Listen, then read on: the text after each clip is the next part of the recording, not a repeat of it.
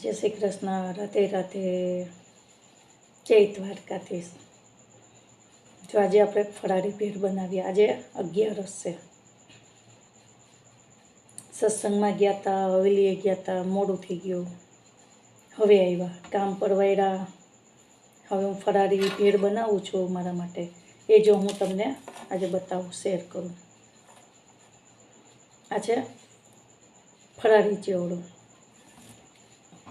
હવે એની અંદર છે ટમેટા,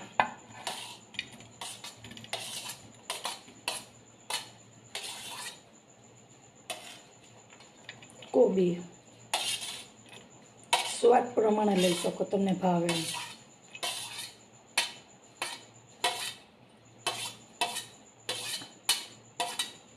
તમે શું ખાવ ફરાળમાં મને પણ કહેજો, મને પણ કંઈક નવીન આઈડિયા આવે. હવે આવે છે તીખા તીખા સ્પાઈસી મરચાં. મને તીખું બહુ ભાવે.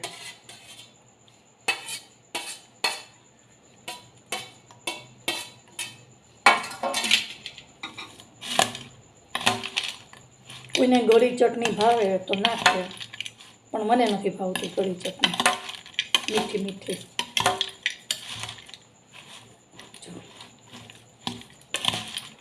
દ્વારિકાનો નાથ મારો રાજા રણ છોડ છે, એને મને માયા લગાડી રે, એને મને માયા લગાડી મારા વાલા, એને મને માયા લગાડી રે. ચાલો, જે સરસ મિક્સ થઈ ગયું. હવે શું આવશે ખબર? આ છે ફરાળી મીઠું.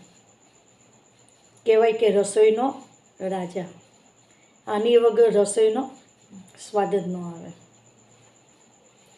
100 વસ્તુ નાખો પણ આના સિવાય સ્વાદ ન આવે.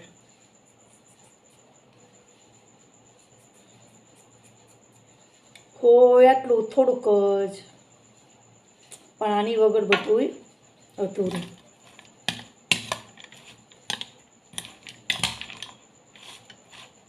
એમાં દહીં નખાય, ઘણું નખાય. ચાલો હવે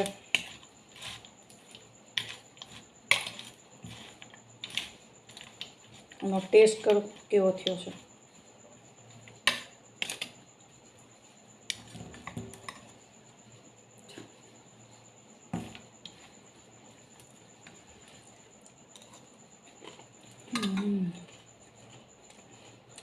લાજવાબ. તીખો છે.